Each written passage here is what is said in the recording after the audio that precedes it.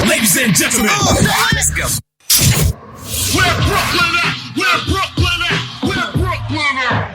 Well, actually, I live in Delaware now, so does that make me a Delawarean? Sing it, girl. You know, Beyonce is my friend in my head. They my people sometimes, too.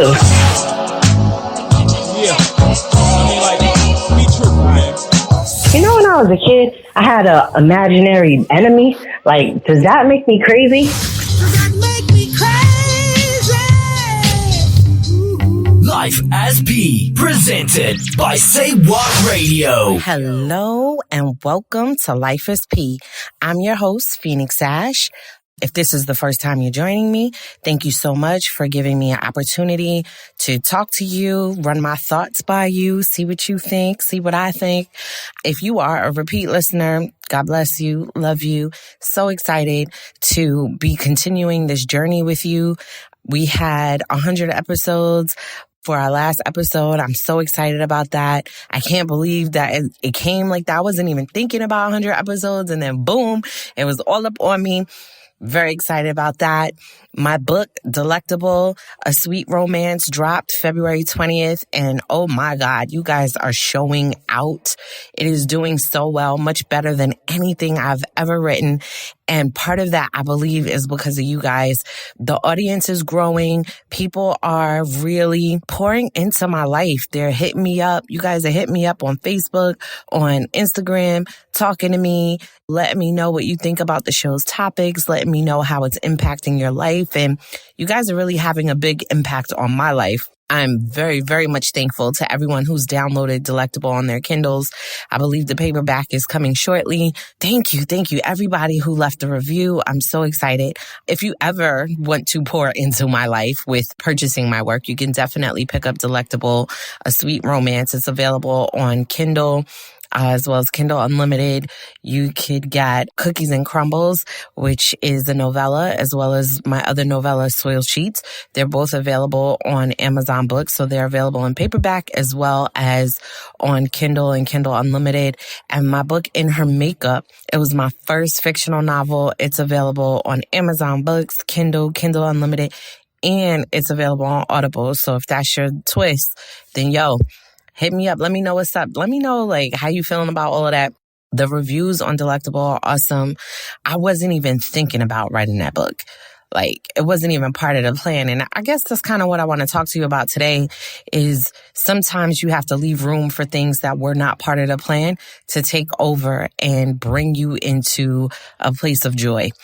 I had this whole plan about what books I was going to write this year and how I was going to outline and I was going to be more organized. And I don't even know if it's midway through this book. It may be like a third through, but I just couldn't get past where I was. I couldn't get past chapter 10, which is probably like a third of the book. It's going to be a really good book, but I just couldn't get past it. Twice I had tried to just plow through it and finish the book and I couldn't. Something always jumped in front of it and decided, nope, this is the story that you're going to tell now. And The Delectable was one of those stories. I just craved to write something new. It was just in my spirit, I had this story. It's a good story, but I just feel for something new. I don't know if it was the slight break in weather or what it was, but Delectable is I don't know. It just came together and I'm so grateful. So then I tried to go back to the other book, and I still can't get past chapter 10. And it's not really a block because I don't truly believe in those. But I think the story just isn't ready to be told. I know the story. I know how it goes. I know what happens. But I think it's just not ready to be told. So something else jumped in front of it. And then I got this idea of this other book. So I know sometimes it seems I'm all over the place, not just to anyone listening to me ramble, but sometimes to myself. I'm if I could just reel myself in one good time and just finish one project. And that was feedback for most of my life, right? If you could just buckle down and focus on this one area, you would be awesome. I don't think that that's a lie. I don't think that I could not propel myself faster, further, if I would just buckle down and focus. However, I don't know how much joy and happiness I would get out of that because I'm learning to listen to how I move, how I think. You know, I'm letting the universe take me by the hand and say, this is what's next for you. And doing that, I feel more joy than I've ever felt. So for me, my process is morphing into something else. It used to take me years to write a book and now, or even a short story. And now in a couple months' time, I'm able to put something together that I'm proud of and then put it through edits and review without me nitpicking at it. And it's not like I'm giving you trash. I'm definitely not giving you trash. I could not stand by my name and give you trash. But sometimes those years did nothing but have me repeat work that I had already done. Leave me at the same place that I had been 2 or 3 years prior with no real progress except for a couple of extra pages. But it wasn't like better writing or I edited to death. It wasn't that. So I'm learning to incorporate other people in my process, trust the editor, trust working with someone. And at the same time, maintaining my integrity, not giving them something that they have to spend half their life trying to fix and edit because I just gave them whatever was on my mind. So I'm not doing that, but finding the healthy balance. And at the same time, you know, we have targets. I was talking to a girlfriend of mine and she's thinking about her next book and the target audience. And maybe I should drop this kind of book next to see how the audience is going to receive it. Or maybe I should do this. And I was finding myself doing the same thing. I just dropped this book and I've been working on this series, but the series is very different than the book. And maybe I should just capitalize on how well this book is doing and follow it up with something more similar. Or maybe this other book is just too heavy. There is someone who can think like that, and I should probably hire them because it's not working for me. It's stopping my creative process. It's keeping me up at night. I'm not getting rest, and I'm not able to function at my best because I have all these moving pieces when really I feel like what worked for me with my last book was pausing and saying, what does my spirit feel like doing? What do you feel like doing? It's all going to be writing. My spirit I can't foresee my spirit deciding like, I don't want to do anything. I don't want to write. I love it too much. But I got to ask it, what do you feel like writing? What's going on? There's a number of writers who can go by word count. I wrote this many words today. I wrote that many words today. Oh, if I don't write 3,000 words, I didn't get my goal. God bless. For me, for quality writing, I need to be like, I did half a chapter, but god dang, that was good. I want to close up my laptop feeling good about what it is. And if I don't, I have this one chapter I probably wrote like 6 times because I was just like, ugh, it's so clunky. It's so like not interesting. It's so just bridging one piece of information to another. Like I got to do something with it. And I can't really move on until I do something with it. And maybe that's something I'll shake, but I want to leave room for when the universe is speaking to me. Because some things is just, like I said, I don't really believe in writer's block. For somebody, that would be writer's block. For me, it just means that story isn't ready to be told and I need to dip out and do something else. Like the story that I got a third through, I wasn't experiencing writer's block because then Delectable came to me and I wrote it all the way through. So I wasn't experiencing writer's block. I was able to write a whole freaking book. I just was blocked for that particular story. And it wasn't really blocked. I wasn't physically unable to write. I just was uninterested. So I'm learning to leave room for the universe to take me by the hand, to say, maybe you're just not here right now. This is not where your mind is. It's not in alignment with your thought process. You don't have the words for this. You don't have the experience right now. You're not in a proper mindset. Whatever. That this is not the time for this. There will be a time. It wasn't given to you. You didn't dream it up for nothing. There will be a time, but it is not this time. And it's still not this time for that. Sometimes I'll go back and be like, oh, I think I can write a chapter today. And then that's time to write that chapter. But it will be done in the time that it's supposed to be done. Do I want to be more consistent? Do I want to offer more quantity along with quality? Absolutely. However, I don't want to sacrifice myself or my love for the craft in order to accomplish that. So I have to walk that line. That's the more important line for me to walk. in my opinion. The line that says, if I'm going to follow my passion and follow my dreams, there's a lot of hard work that needs to happen. But I want to have the presence of mind to enjoy my journey and to appreciate me living this life. Because I don't know the day, I don't know the hour, I don't know if Amazon's going to come and take down everybody's book, if printing presses is all of a sudden going to stop printing or whatever. People are running around scared of this virus, and there's one every few years that has us all in a tizzy, and it is very scary. I would hate to know that is my fear, and I'd have to think about all that I had not even all that I had not accomplished, but all that I had not enjoyed. That is really plaguing me right now, that there's accomplishments that I have not allowed myself to enjoy. And it's because sometimes it was just, I just want to be done. I just want to get over it.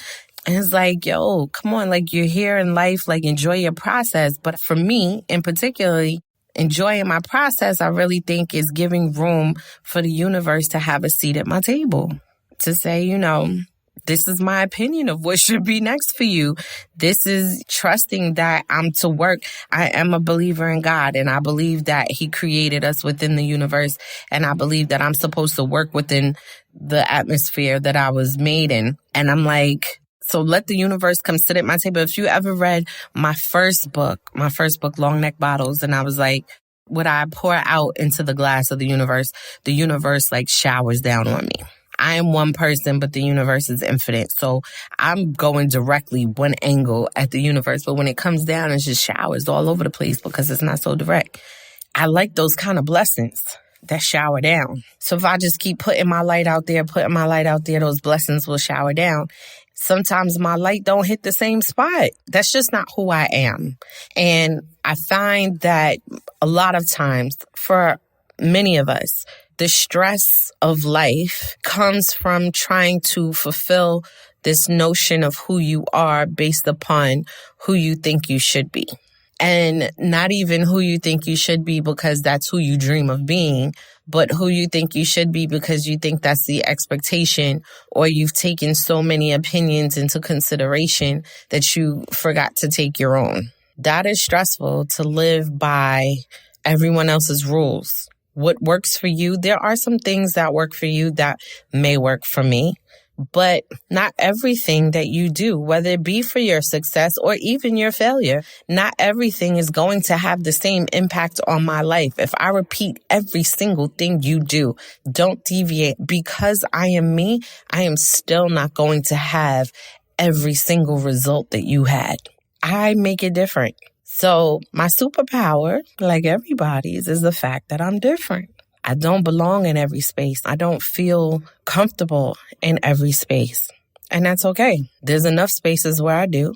And I'm going to continue to walk into those rooms. And what I do may not look like what you do. Like I said, there are things that, I have someone, my publishing company, who's very much a mentor, and a couple of people really.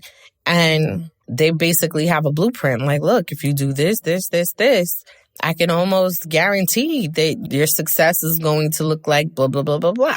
And they may be right. But what will I feel like when I am attaining that? Will I be able to appreciate it? Will I be half dead? Will I be like, what is going to be the deal when I get there? So I have to figure out how to take some of what they say and some of what I feel and look at the universe and put it all together and decide what my next steps are going to be. And I just feel like the reminder to leave room is important. We can't design and create and curate everything. I feel like the talent to write and be able to tell a story, I feel like is God-given.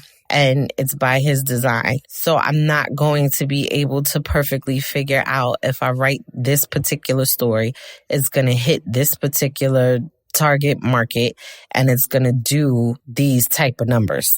I mean, how many times have people done that with music, movies, or whatever? They do all of that research that this is for the audience that it's for, this is for the group, and this is how they're going to react, and da-da-da-da-da. And how many times are they wrong? Now, a broken clock is right twice a day. So if you keep going at it, yes, eventually something's going to be right. But I don't know. I just feel like my road to success may not necessarily be a simple formula. And because I don't feel like that is probably true, because I'm hard-headed too. Like, you can literally give me the blueprint and I'll like half follow it. Because I need room for me and my individuality. I will half follow it. But there are some instances where I have followed, but I did twice as well. So you got to know yourself. But if you find that following these other paths are leaving you unhealthy and unhappy, and you just damn right mean. Because a lot of people, when they get frustrated with life, they just become mean. Start hurting other people in their life, saying all kind of wild stuff coming out your mouth, treating people, yelling at your kids all the time. Now, some kids need yelling all the time. But you know what I mean? Like, you're just in a funk. Can't nobody fool with you because you just funky. And maybe you just need to breathe, take a second and think about what it is that you're doing and how you're living. Are you living based upon what you want to do with your life, or where the universe is taking you? Are you fighting against the universe? Like, the tide is pulling you one way and it kind of feels good that way, but you have all these, but I should, and this is such and such wants me to, and you just keep pushing yourself in the other direction because you think it's somehow what's expected of you. Maybe you're not even thinking about who has the expectations. Maybe you're not even paying attention to the audience to say, like, is this someone who should have say over what I should be doing? Maybe not. So just leave room for the joy that the universe is trying, because I do believe that the universe tries to give us additional joy. It tries to bless us. And sometimes it don't know where to send the blessing because we not throwing up the gang signs and letting them know I'm right here now. But we not putting up our light. We not putting up our beacon. So I'm just learning that for myself, to leave room for the universe and leave room to be pulled in a different direction for a little bit and see how that feels. Anyway, that's my spiel. It's probably all over the place for you because it's just my thoughts. But, you know, if you can get with it, definitely let me know. I'm at P Writes on Instagram as well as at P Writes on Twitter, Phoenix Sash on Facebook. Let's chat it up. Maybe you're like, nah, girl, you need to focus. And let me tell you how. You know, I'm all ears. Let me see. I do try stuff out when people say, oh, this will get you more focused. I do try. But eventually I just be like, where's my joy? Let me go find joy. I'm gonna go. Speaking of joy, Delectable, A Sweet Romance, the story of Joy and Niall, is so wonderful. It's so full of love. It's their love story, but it's has so many different kinds of love, community love, family love. It was a pleasure to write. Maybe that's why it's being received so well, because honestly, my heart was on the page. Please check it out. It's available on Amazon Books, Kindle Unlimited. Yeah, get at me. Let's talk. Read some books. Leave some reviews. I love you guys. All right, until the next time when we can exchange power. Peace.